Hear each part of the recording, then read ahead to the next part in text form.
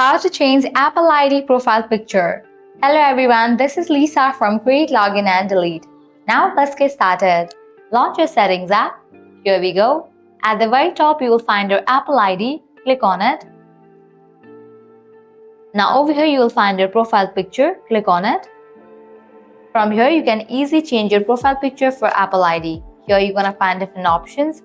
Clicking on this option, you can easily click the picture and set it as your profile picture for the Apple ID. Click on this icon to access your gallery.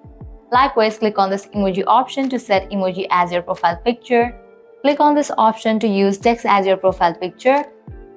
Likewise, scrolling down, you can access memojis. Likewise, different emoji options as your profile picture for the Apple ID. So go ahead and select the option that is suitable for you. I'm going to select the picture from the gallery. Now I can select the picture that you want to set as profile picture for your Apple ID. Just checking for the picture. Now I can adjust it. Then click on choose. Click on done. Just with that, your Apple ID profile picture will be updated. Again, click on done. Wait for a few seconds. And you can see that this way you can easily change Apple ID profile picture. This was really simple and quick process.